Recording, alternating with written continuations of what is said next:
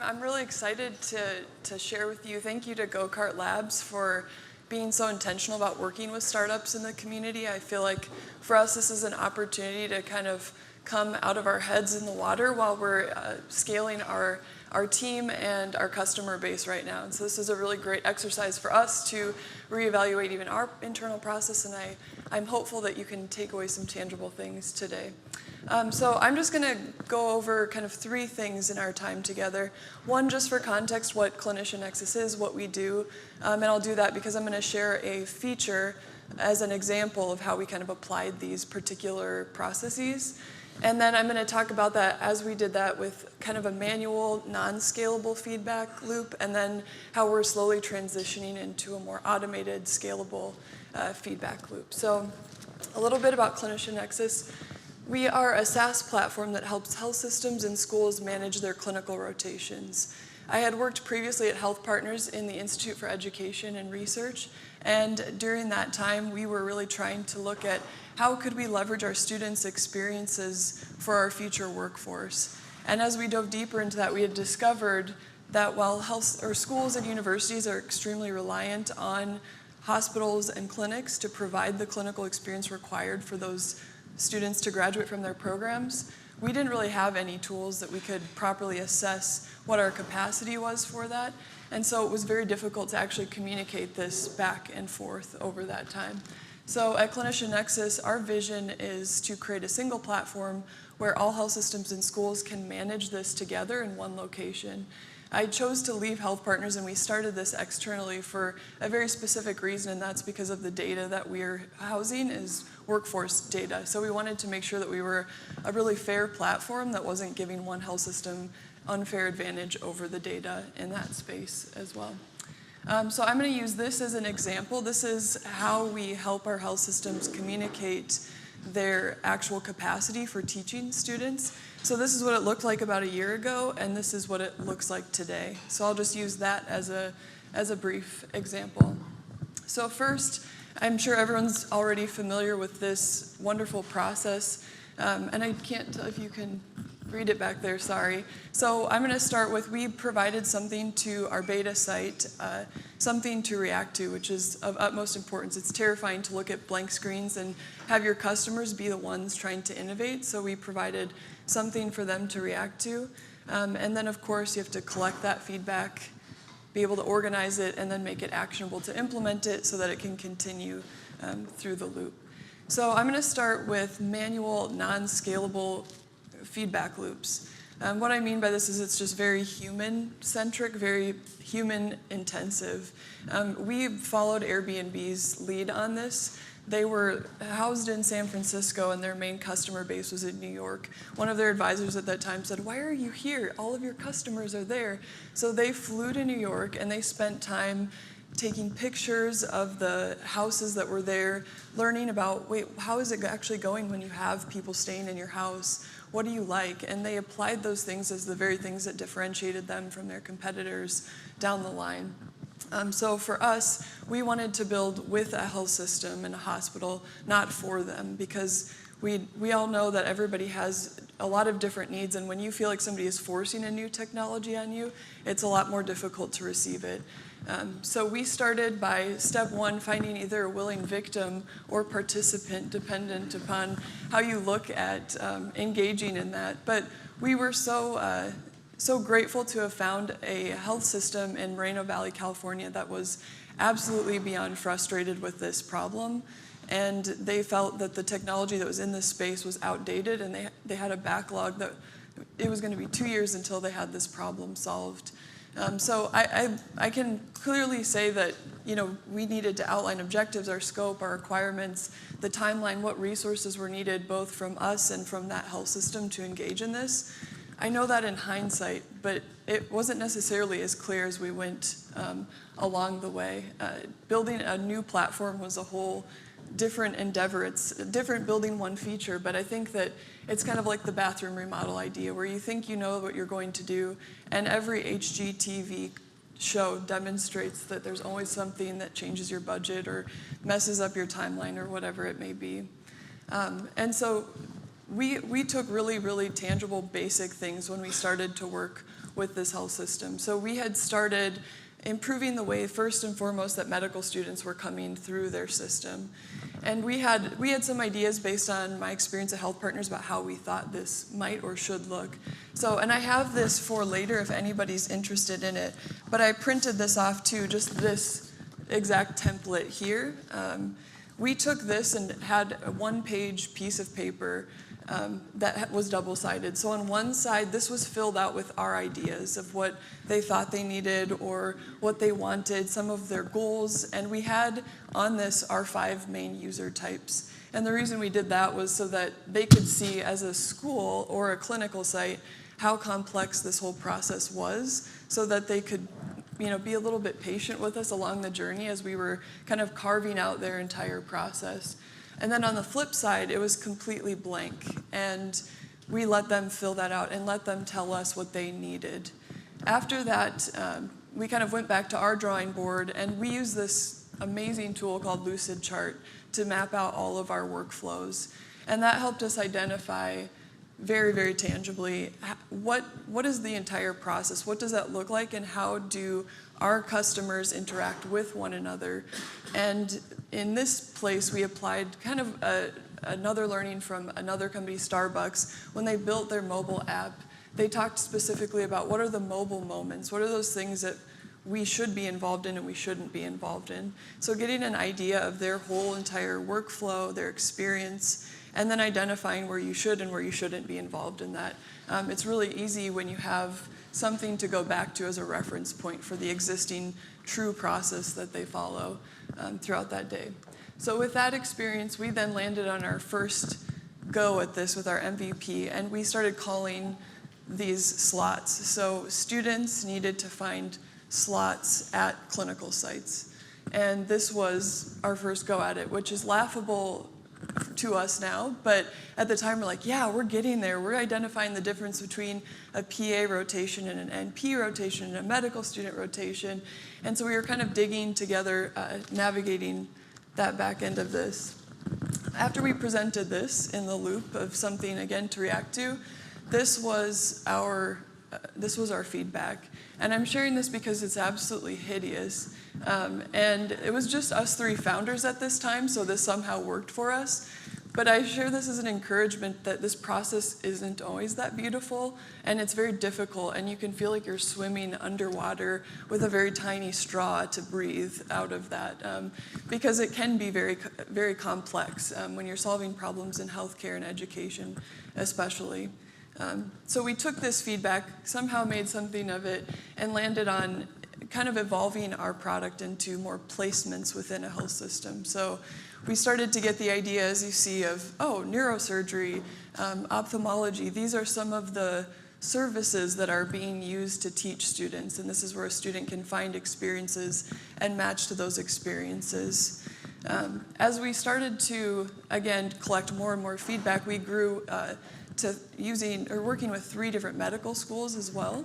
And so then our complexity to receive information from our customers and our team grew, so then our complexity to process that grew. So we started getting into the phase of, we called this, if you see it says Riverside Notes Dump. We just dumped all of our team's thoughts into one location and started to try to organize it together. That's something about that. I think it's really fascinating going through this exercise of the right fit, because when you're understanding, when you hear several different things from customers, you all think differently and you perceive differently. And we've learned that we all organize very differently. And so it's kind of a challenge to work through that. And I'm, again, sharing a lot of this because it's just a process to getting to a really nice point of scalability and managing your customer feedback. So then again, as I said, our team's growing. We're launching to 44 hospitals next month, provided that there are no hiccups in our processes. And so we know we need to be 100% ready for automated and scalable feedback from a growing number of customers. We can no longer fly every couple of months out to Moreno Valley and hang out with our beta site. We need to be able to respond to several new thoughts. So we tried to separate what we use as tools into 2 different buckets. So we have kind of our reactive tools for customer feedback. So AirCall is our call center that we use. I know there's a lot of other options. And then we look at social as a place to react to existing information. So we use those as listening posts to what are the conversations medical or nursing students are having? What are leaders saying about their workforce strategy, and how can we collect more and more feedback from them? And then these are, on the left, are tools that are a lot more proactive, where we're trying to solicit feedback from every single customer as much as we can.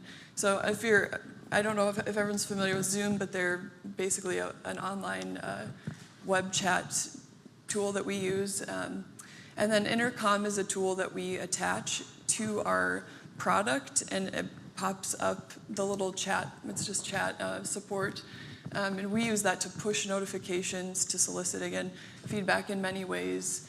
And we use MailChimp for that as well, and HubSpot. We try and build, in every interaction that any individual customer may have with us, we try to make sure we're collecting feedback in some form or fashion. So we use HubSpot to build forms so that we have that information. And I just wanted to make one note about proactive feedback. I'm personally obsessed with proactive feedback and data collection for a couple of reasons. But I think primarily this is important because this communicates, it's a process that is just important if you would like to improve, if you need to collect feedback. But it's something, when you take the lead on it and you're very proactive in it, communicates to your customers that you want it. And something that was so fascinating, it's easy to collect digital feedback, but when we were in person with a room of 20 coordinators, and we said, hey, tell us what you think, and they were kind of like, I don't really want to say it. It took them about 3 times of being out there to finally be like, this isn't working. And we were like, this is wonderful, thank you. And they were like, what? And I think it's fascinating that we like to say we like feedback, and it makes me think of, any instance with a friend. Hey, if I ever hurt your feelings, you just tell me. And then they tell you, and you're like, I did no such thing. But I think that this is an opportunity to take the lead as a digital company or with any digital strategy to say we want it and we care about it. And when you listen and then you actually act on that and deliver that solution, that's what builds trust with your company in the future as well. And then the tricky part always, of course, is organizing. So we use Trello, and I'm sure you might be familiar with Trello. I'll talk about it in a second a bit more. But we created a customer feedback board here where we have our Director of Customer Experience owning this board. And the reason it's important for someone to own this is, of course, this information can get lost in the excitement for us of being a startup and chasing new customers. But we want to make sure that we intentionally listen to our existing customers and continue improving on their needs. So we've built and maintain a cadence. Every Friday, our Director of Customer Experience meets with our Chief Operating Officer, and they review what is on this board. And it looks just like this. They review what's on this board and determine what needs to be communicated or not at a time to our development team for adding new features. So this is just an example. Has everyone used Trello, or has no one? If you haven't used Trello, will you raise your hand? Okay, cool. I'll explain a little bit. So this is just a Kanban. These are little cards, and you can move them through the process, and it feels really, really good and very productive when you can move things to a done pile. And so you can label things, you can add your team members to these cards, and make sure that things are getting done, and you can ask questions, create checklists, deadlines, timelines. This is very, very, can be nitty gritty, but I think these are the very unsexy things that lead to actually being able to deliver and produce change. So, and then you can create labels. So for us, of course, we have labels of our user types and then priority level through that as well. So then, again, getting that to communicate to our actual development team is always a trick. So we use Trello as the same platform for communicating that. Atlassian purchased Trello. They acquired Trello a few years ago, and now they do, at least from what we've heard from our developers, a better job managing stories and epics as compared to the former Jira product. So we use this to physically move cards from our customer support board, and then it gets moved into another spot. I don't have it in here, but we put it into scoping. So when it's being scoped, it's kind of in an even farther space. Where this is wonderful for us, having gotten from that long typed out list that we put together to this, is that we now have a really great spot to come to and make sure that we on the business side can go back to our customers and say, I know exactly what our dev team is working on, and I know when it will be done. And you notify them of what the process is. I've seen other startups link their Trello customer or their dev board to their website so that customers who are questioning, is this feature coming out? I can't wait for this. You can kind of calm all of those requests to see that whole process. So kind of refining this in the past few months, working with 4 more hospitals, we've been able to arrive at what this looks like today. And it's continuing to evolve, but we're pretty excited about how much more simplified this is. So within ClinicianNexus, a health system can come in and they can set themselves up within as little as 1 hour, adding their entire location base and their services that they offer, upload their clinical site coordinators and their physicians who educate them. And within this, they have coordinators that can add whether this is something that we can share with a specific school that we work with, or if this is something that we would like to post out into the open piece of the platform where students can then search and apply for rotations at a clinical site.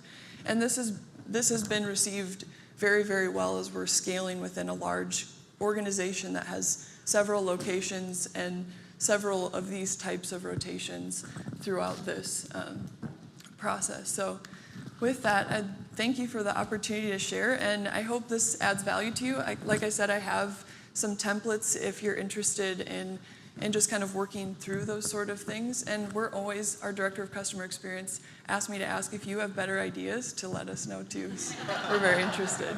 Thank you so much. So from a customer feedback perspective, so I'm Jamie, I work for Boston Scientific and Men's Health. Beth and I work together. Yeah. And so we're always looking to understand a patient's journey, right? So I know we talked a little bit about healthcare and hospitals, patient journey, and understand what starts the journey and how to pull them along in the process. And for me, it's that customer feedback loop of understanding how to ask them questions, because what's the best way to reach out to patients that don't want to talk about something? So we talk about erectile dysfunction and male continence, so patients that leak or patients that have ED. It's like, how do you reach out to them in a different, unique way to get the feedback that you need, that's true feedback, to then provide them the value that they're looking for, right? So it's a complex process, and I was actually just texting one of the colleagues who wasn't here today. I was like, hey, if we ever reached out, we have patient champions that we use. It's like, if we work with them to understand what's the feedback loop that they are talking to patients about.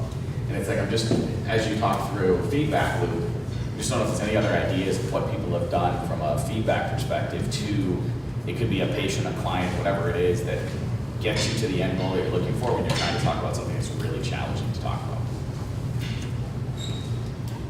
Did everybody hear his question? How do you get people to talk about stuff they don't want to talk about? Katrina, do you want to answer that? Are you still? Yeah, I did. I had the opportunity to hear a physician from Australia speak about how he was trying to specifically target men as his customer base or his patient base. And he said, it's amazing if you just go on the internet, what people will say about themselves and their personal health on the internet. And it's really interesting. I mean, and even I can think of, it's terrifying if somebody Googles my search history if I'm not feeling well. And so there's a lot more that we're saying there, and he was capturing that, and he could build his customer base based on that. And then there's also, I think there's startups that might be helping in those particular spaces that have the opportunity to create more of that, or the time sometimes, because you're just begging for customers in the very beginning. You can create communities that make it a safe place to communicate that. So finding people that are already having those conversations, I would say. But yeah, Google, Reddit. Yeah. Well, anyone else before I kind of comment? Because we are looking into the community aspect of Salesforce, so we use Salesforce.com as our platform hub for all of Boston Scientific, and we are looking into that community portal type thing. But at the same time, again, it goes back to, there is patients that will talk about erectile dysfunction, and there's a lot that they don't want to think they have a problem. And so it's how do you set up a community for them to talk about it? We can't do advertisements on Facebook because they won't let us, because we talk about erectile dysfunction and we have pictures of penises and all that fun stuff, and that's our world, right? And so it makes it challenging. So that's why I'm just kind of throwing it out there if anyone else has any other stuff. My former life before I came to principal, I was the director of marketing for the men's center in Iowa. Clinic. So a lot of that was targeting the wives in the support systems, because the men will not talk about it. So it's giving them that nudge to push their family members, and so it's broadening it out, but it's targeting the women to take care of their men.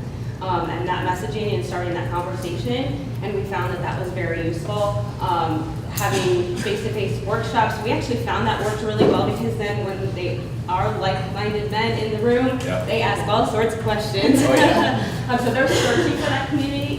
So I would really echo what Katrina shared, is building those safe communities where they feel really comfortable talking about those embarrassing topics. But for us, the key was going through nonprofits as well, so Zero Prostate and those sort of things, and using those champions and creating those events where like people can come together. And then our booths were always about sharing those community opportunities, those clinic days, those workshops to learn more and to share information and get to know each other in the community. I would add one more strategy. It's one that Go-Kart's been working on for a few years with our latest startup, The Big No. We think education is a potential method and strategy for something like this. A specific case study, we developed a course for United Healthcare on living with diabetes. So the prerequisite for the course was, this is a course for people with type 2 diabetes or who have been diagnosed as pre-diabetic. And what we found is not only a huge turnout of people with that condition, but their partners or people in their family that are now coping with the fact that there's this disease in the house. And the unique aspect of education that I think is different than other forms of marketing, so to speak, is we behave differently in a classroom. And so what we did in the design of that course is intentionally thread discussion topics so that people could open up about some of the things that they're struggling with or afraid of or worried about. And then again, true adult learning, we learn from each other. The moderator needed to do almost nothing. Once you asked the question, it was the people talking to each other. This is what I found. And then what that created for United Healthcare was an incredible consumer insights channel to start to look for not just the things that people were talking about, but what words are they using? Do they use a different language than we think they should use? And can we use that to start to inform future marketing messages or intervention strategies? So I think education more and more, especially in financial services, healthcare, where these are complex topics, but when people care about them, they really care. They will invest in learning these things. And I think that discussion opportunity is a huge one, that you can actually create the environment for them to do that. Thanks, Jamie. So one of my favorite parts about this day, this happened last year, it's happened a few times already today, is the moment when you realize that whether you're in education, financial services, or healthcare, you all have the same challenges that you're facing. Jamie and Tala might be working on erectile dysfunction, and that might be really embarrassing to talk about, but just as true as someone who's struggling with their finances, and we see people from Principal trying to solve that for their customer. We see people struggling with their education and having imposter syndrome because they aren't sure that they have the right education, so we see Strata Education working through that. So you all have a lot of really similar challenges.